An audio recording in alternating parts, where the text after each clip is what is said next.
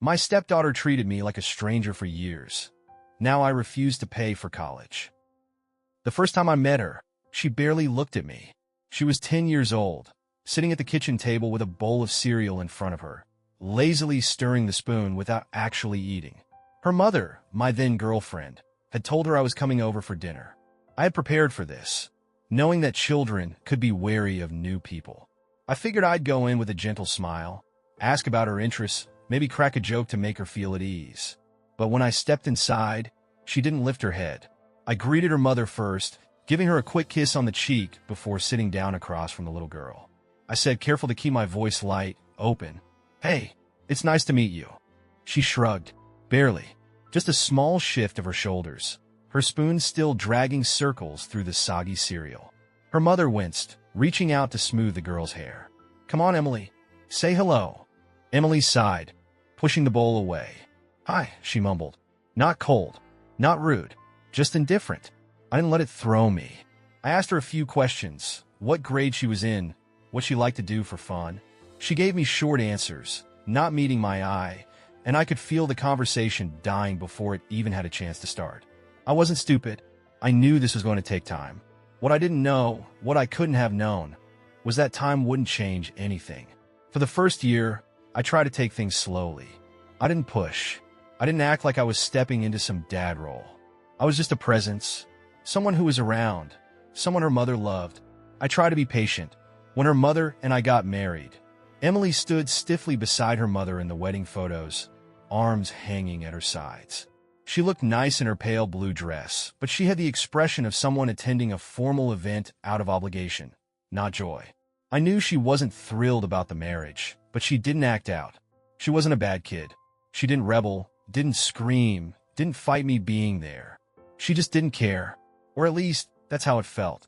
She never asked me for anything, never came to me with problems, never called me for help, never confided in me the way she did with her mother. At first, I thought it was because she was shy, but it wasn't that. She just didn't see me as someone for her. I was her mother's husband. That was all. There were moments, small, fleeting ones, when I thought maybe we were making progress. Once, I picked her up from school because her mother was running late from work. When she got in the car, she muttered a quiet thanks before pulling out her phone and ignoring me for the whole ride. It was such a small thing, but the fact that she had acknowledged me at all was more than she usually did. Another time, I overheard her talking to her mother in the living room. She recognized that I make good spaghetti. I'd been walking down the hall and stopped when I heard my name. Her mother laughed. I almost smiled. I almost thought maybe we were getting somewhere. But when I came into the room, she clammed up, retreating into the couch with her arms crossed. She didn't look at me, didn't acknowledge I had heard. And that was how it always was. Tiny glimpses of something that never turned into anything real. By the time she was 13, I had stopped trying so hard. I still did all the things a parent figure does. I made sure she had everything she needed. I showed up for her school events. I helped pay for her hobbies, her clothes, her life. I was always there, but I wasn't there. Not in the way that mattered. She never called me dad. I never expected her to. But she also never treated me like family. I was just there, a constant presence in the background, a fixture in her life that she had gotten used to, like the furniture. Her biological father had never been in the picture. No phone calls, no visits. There were only rumors about him, stories that he had moved away, started a new family, forgotten about the one he left behind. And yet she still spoke about him sometimes. Not often, but when she did, there was something in her voice. Not sadness, not anger, just a quiet longing. A belief that somehow, if he had stayed, things would have been better. Meanwhile, the one who was actually there, was nothing to her. I told myself I had done my part. There's a difference between being ignored and being rejected. For the first couple of years, Emily ignored me. She kept her distance, treating me like a stranger who happened to live in the same house. It stung, but I told myself it wasn't personal. I wasn't her father. She didn't owe me anything. But as she got older, the distance turned into something else. By 13, it wasn't just indifference. It was resentment. At first, I didn't want to believe it. I figured maybe she was just going through a rough teenage phase. Everyone says kids get moodier, more withdrawn, more difficult. I told myself that was all it was, but it wasn't. She started finding ways to make it clear that I wasn't welcome in her life. If I sat in the living room while she was watching TV, she'd grab her phone and leave. If I walked into the kitchen while she was making a snack, she'd shove the fridge door closed harder than necessary, her movements stiff and irritated. One time, I asked if she wanted me to drive her to a friend's house. She looked at me with raised eyebrows and mockingly refused. The way she said my name made my stomach sink. She spat it out like it was something dirty in her mouth. Her mother didn't notice. Or maybe she did, but didn't want to make a big deal out of it. She was always telling me to be patient, that Emily would come around. But she wasn't coming around. She was pushing me further away. By 14, the eye rolls turned into outright hostility. She wouldn't just ignore me. She would go out of her way to exclude me. If her mother and I were sitting at the dining table, Emily would come in and pull up a chair on the other side of her mother, turning her back to me as if I wasn't even in the room. If we were out shopping, she'd grab her mother's arm and pull her in another direction. If I suggested a family movie night, she'd scoff. That sounds lame. And then, 2 days later, I'd overhear her telling her mom, "Hey, let's watch something together, just us." It wasn't just that she didn't want me to be her father. She didn't even want me to exist in the parts of her life that touched her mother. I could have lived with that. What hurt the most was when she turned mean. She had a violin recital at school. I had been to every single one of her performances. I never missed a concert, never missed a moment. I recorded them. I clapped louder than anyone. I was there. This time, after the show, I walked up to her smiling. "You did amazing," I said.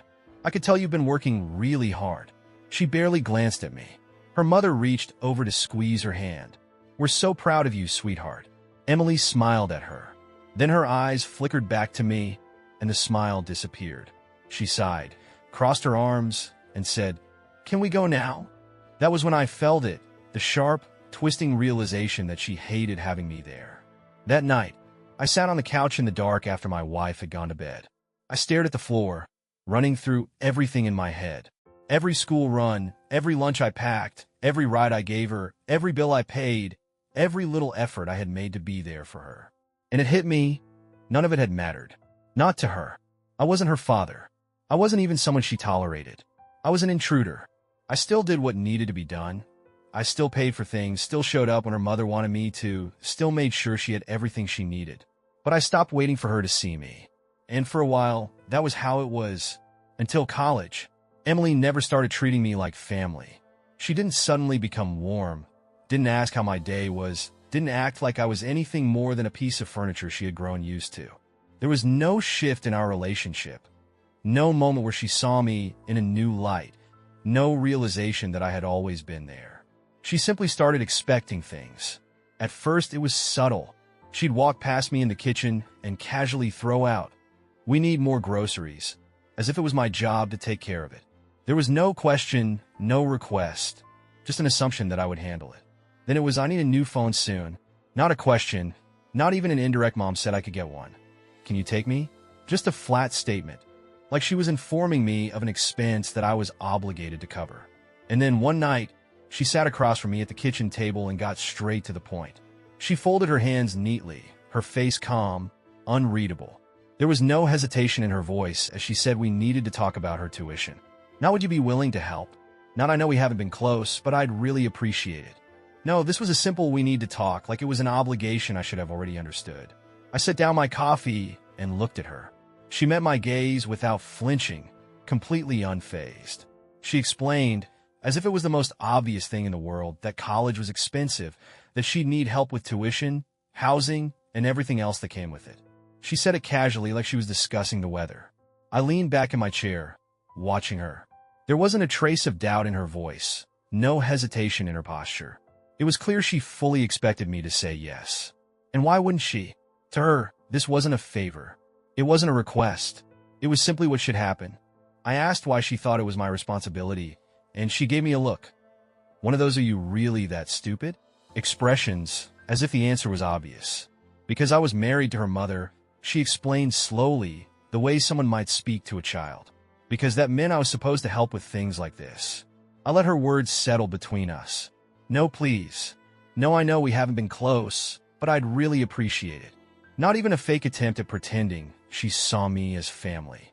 Just pure, entitled expectation. She sighed heavily, annoyed that I wasn't immediately agreeing. Then, with an impatient flick of her hand, she dismissed the idea that this had anything to do with our past. Was I seriously making this about that? She asked, like the last 6 years of her shutting me out were nothing. Like I was the one being unreasonable. When I didn't respond right away, she leaned back, crossing her arms, exasperated. She told me that even if I wasn't her real dad, I was still her stepdad, and that meant I was supposed to help. That word stepdad sat bitter in my mouth. It was the first time she had ever acknowledged me as one. Now, suddenly I was a stepfather. For years, she had ignored me, dismissed me, treated me like I was nothing. And now I was useful. Now I wasn't just some random guy taking up space in her house. I was a wallet. She assumed, without hesitation, that I would provide. Not because she respected me, not because she cared about me, but because, in her mind, I was just another bill to be paid. I could feel something inside me start to crack, something I had been holding together for years. For the first time, I wasn't just hurt. I was angry. And for the first time, I seriously considered saying no. Emily sat there, waiting, expecting, like my agreement was just a formality before she got what she wanted. And for a moment, I considered giving in, not because I wanted to, not because I believed I owed her anything, but because it was the easiest option.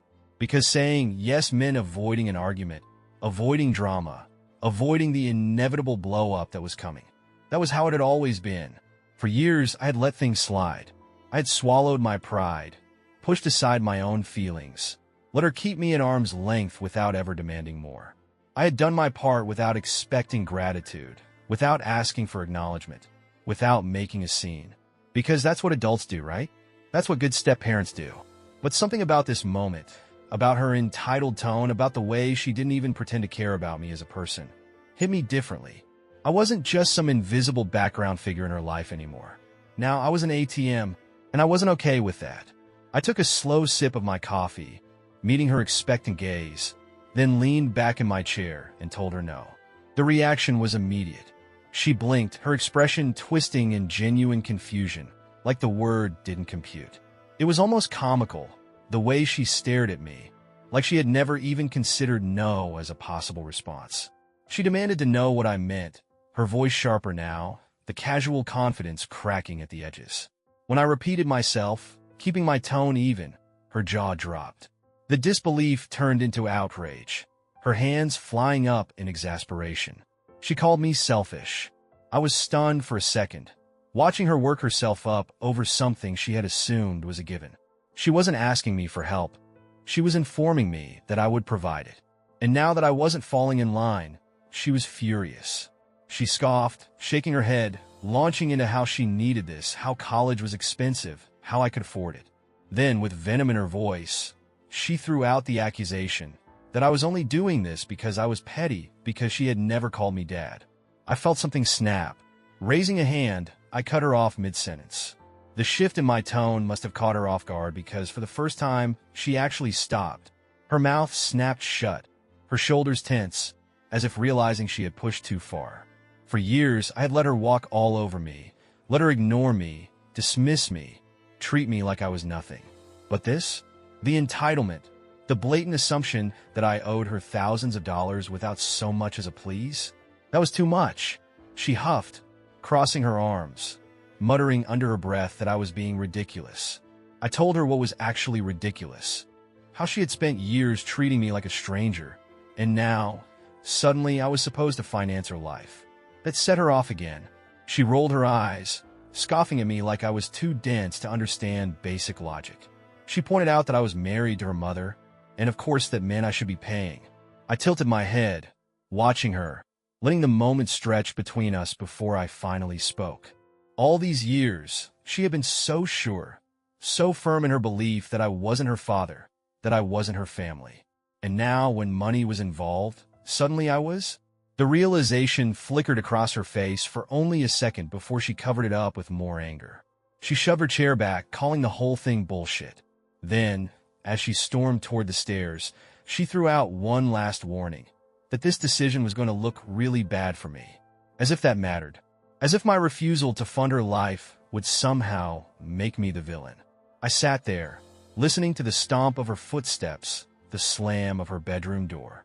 Then I exhaled, rubbing a hand over my face, feeling something I hadn't expected. For once, just once, I had told her no. Emily didn't speak to me for the rest of the night. No slam doors. No screaming match. Just cold, silent rage. The kind of silence designed to make a point, to punish. The kind that teenagers specialize in. The kind that says, "You're dead to me," without a single word being spoken. That was fine. I was used to being ignored. But I wasn't prepared for what happened when my wife came home. I was still sitting at the kitchen table when she walked in, setting her purse down with a sigh, her movements slow with exhaustion from the long day. She greeted me casually, unaware of the storm brewing just upstairs. Before I could even answer, Emily's bedroom door flew open.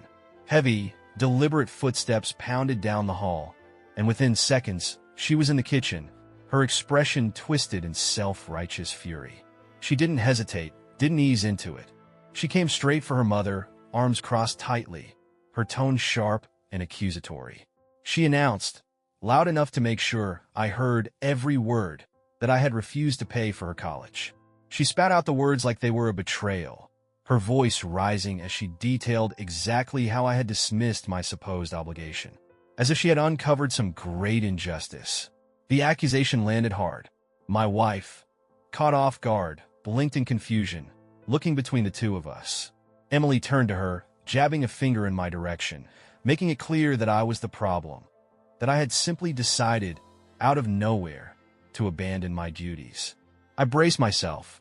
When my wife turned to me, the confusion on her face was mixed with something else, something uncertain, something hesitant. I told her the truth, that Emily had asked me to pay for tuition, and that I had said no. Emily scoffed loudly, arms tightening around herself, her whole body coiled with frustration. She wasn't satisfied with how I framed it. She twisted the story, her words dripping with venom, painting me as petty and cruel. She accused me of holding a grudge, of punishing her for never treating me like a real father, of screwing her over on purpose. I took a slow breath, forcing myself to stay calm. I told her that wasn't true. She laughed bitterly, shaking her head, demanding to know why else I would do this if not for revenge. I turned to my wife, trying to block out Emily's glare, trying to make her see what was really happening. I explained carefully that I had said no because it wasn't my responsibility, that I had spent years being treated like an outsider, and now, suddenly, Emily expected me to step up like a real parent, only when it benefited her. For a brief moment, my wife hesitated. Her lips parted slightly, like she wanted to say something, but before she could, Emily cut back in, her voice rising with frustration.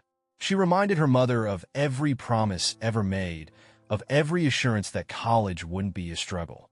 And now here I was, refusing to do my part, making everything unnecessarily difficult. That was when it happened. The shift.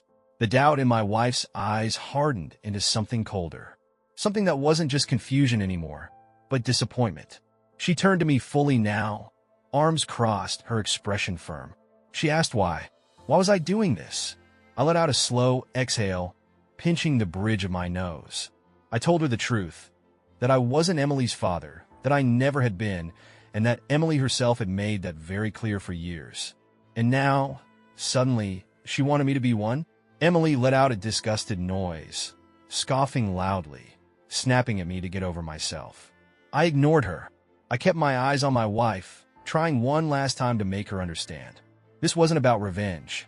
This was about respect. I had been there for years. I had tried, and yet Emily had never, not once, treated me like family. That was fine. I had accepted that. But now, when money was involved, when she needed something, I was suddenly her stepfather? Suddenly part of the family? Emily threw her hands up, exasperated, rolling her eyes so dramatically it was a miracle her head didn't snap backward. She shot back that of course I was supposed to help. That's how it worked. That's what being married to her mother meant. I turned to my wife, waiting for her to tell Emily that she was out of line, that this expectation was unfair, that I wasn't wrong for standing my ground. But she didn't. She just stared at me, silent, her arms still crossed, her jaw set. The weight in my chest sank deeper. Her voice was quieter now, almost resigned, as she asked if I really wouldn't help. I met her gaze, unwavering. I told her no, not like this. She let out a slow breath, rubbing her temples, as if she were trying to hold back something sharper, something angrier. Emily, on the other hand, had no such restraint. With a sharp glare, she spat out one last insult before storming back up the stairs, her bedroom door slamming hard enough to rattle the walls. I sat there, staring at the table, waiting for my wife to say something. But she just stood there, her arms still crossed, chewing the inside of her cheek. And then, finally, barely above a whisper, she muttered that I should have just helped. Something inside me cracked. I lifted my head to look at her. My voice was quiet, but firm, as I asked if she was serious. She sighed, shaking her head, her exhaustion evident. It was college, she said. Emily's future. I let out a bitter laugh, more air than sound. And what about me? I asked. What about the years I had spent trying to be part of this family, just for Emily to treat me like I was nothing? My wife's expression didn't change.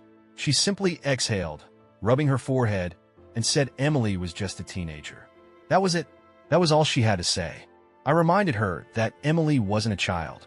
She was 18, old enough to know exactly what she was doing. For the first time, something flickered in my wife's expression, something small, almost like doubt. But she didn't argue. She just turned away, pressing her fingers to her temples like she wanted to push the whole conversation out of her mind. And then, without another word, she grabbed her purse and walked out of the kitchen, leaving me alone at the table. Leaving me to realize that for all the years I had spent being ignored by Emily, maybe I had been invisible to her mother too. The moment I walked out of the bedroom, I knew something had shifted. Not just in my marriage, not just in my home, but in me. For years, I had told myself I was part of this family. That even if Emily didn't see me as a father, I was still there, still contributing, still something. But now I saw the truth. I wasn't a stepfather. I wasn't a husband. I was a provider. A wallet. And the moment I stopped paying, I stopped matching. I tried to ignore it, to pretend things would smooth over. But over the next few days, my wife's patience thinned, her words clipped and cold. She wasn't giving me the silent treatment like Emily was. No, her approach was different. She was strategic, careful, like she was waiting for me to realize my mistake. She started bringing up college more often, slipping it into conversations where it didn't belong. She'd mention how expensive tuition had gotten, how student loans were so unforgiving, how Emily was already stressed about the process. She'd sigh at the bills, rubbing her forehead as if suddenly our finances were in crisis. She started talking about our responsibilities, how we should be doing more, how we should be making sure Emily had a stable future. But when she said we, she really meant me. One night, as I sat on the couch trying to unwind, she dropped all pretenses. "You need to help pay for Emily's college," she said bluntly, standing in the doorway with her arms crossed. "Now can we talk about this? Not I know you're upset, but let's figure this out together. Just you need to. Like I owed it to them. Like it was my duty, no matter how they had treated me." I realized then that it had never really been about family. I was useful because I provided. And now that I was refusing, I was the problem. I wasn't angry anymore. I wasn't even hurt. I was just done. That night, I sat in the dark and let the truth settle in my chest. This marriage was over. I wasn't going to fix this. I wasn't supposed to fix this. Because the only way to fix things would be to give in, to keep paying, keep providing, keep pretending I was part of something that had never really included me. And I refused. For the first time in years, I was putting myself first. And that meant walking away. The decision settled in my chest like a weight, heavy but solid. Final. I just felt done. For years, I had let myself believe I was part of this family, that if I kept trying, if I kept showing up, if I kept giving, one day I'd be accepted. That one day, Emily would see me as more than an afterthought, that my wife would appreciate what I had sacrificed. But that day had never come, and it never would, because I had never been a person to them. I had been a provider, a paycheck. The moment I refused to pay, I stopped being useful. And when a man is no longer useful, he becomes invisible. I saw it in my wife's eyes now. The frustration, the inconvenience of my refusal. She wasn't heartbroken. She wasn't devastated. She was annoyed. Annoyed that I had finally drawn a line. Annoyed that I wasn't rolling over like I always had. Annoyed that I had the audacity to say no. Emily had already made her stance clear. She wanted nothing to do with me. But my wife? She was still trying to salvage things. Not our relationship. Not our marriage. Just the money.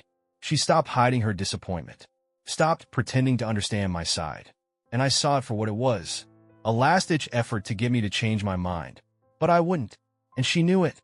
The night I told her I wanted a divorce, she didn't cry. She didn't yell. She just stared at me, silent for a long time, like she was waiting for me to take it back. To say I didn't mean it. But I did. I can't do this anymore, I said, voice steady. I won't. A slow, exhausted breath left her lips. This is stupid. No, I said, shaking my head. What's stupid is me spending years pretending this was something it wasn't. She scoffed, crossing her arms. Over what? College tuition. I let out a short, humorless laugh. It was never just about college tuition. You know that. I'm ending it because I was never really part of this family. She didn't argue. She didn't deny it. She just sat there, staring at the floor, like she knew, had always known, that this moment would come. And maybe deep down, I had known it too. I moved out a week later. I didn't expect a sincere goodbye from Emily, and I didn't get one. She barely acknowledged that I was leaving. My wife, who soon became my ex, feigned politeness. The only time she showed real emotion was when we discussed the house, money, logistics, because that was all that really mattered in the end. Not me, not our marriage, just the things I had provided. When I drove away for the last time, I didn't look back. I didn't feel relief, but I knew eventually I would, because for the first time in years, I wasn't invisible anymore, at least not to myself.